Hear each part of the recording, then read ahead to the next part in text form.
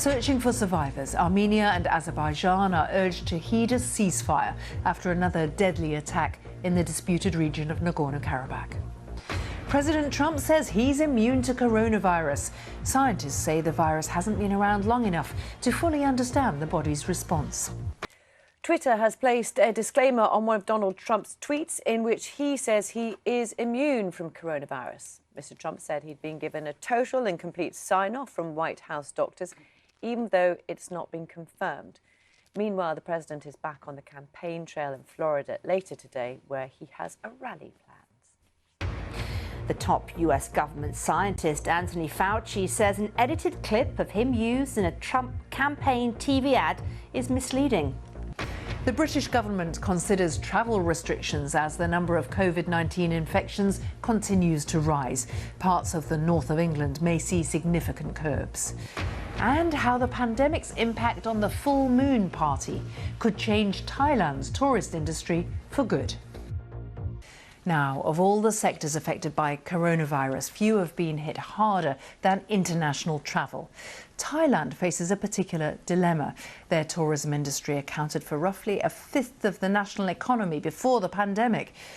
Security forces in Belarus used water cannon and stun grenades to break up mass protests over the re-election of President Alexander Lukashenko.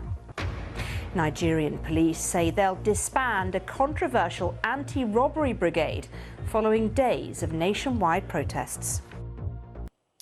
And Nigeria has dissolved its special anti-robbery squad with immediate effect. It follows days of widespread protests against police brutality, with the unit being accused of unlawful arrests, torture and murders. The statement from police said officers would be redeployed, drawing criticism from some activists who are calling for accountability. Support for the far-right Freedom Party has sharply fallen in municipal elections in Vienna. Heinz Christian Strache's party gained 7%, a loss of more than 20% since the last elections in the city.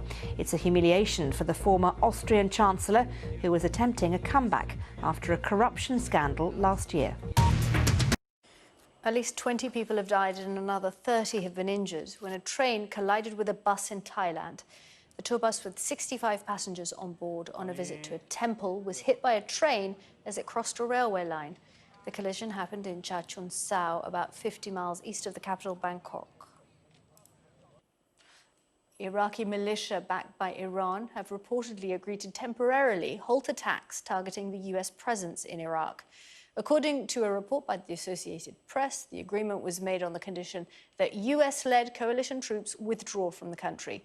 Rocket attacks targeting the US embassy in Baghdad's Green Zone have become a frequent occurrence recently. The Trump administration has warned that it could close the US embassy in Baghdad if militia groups are not contained.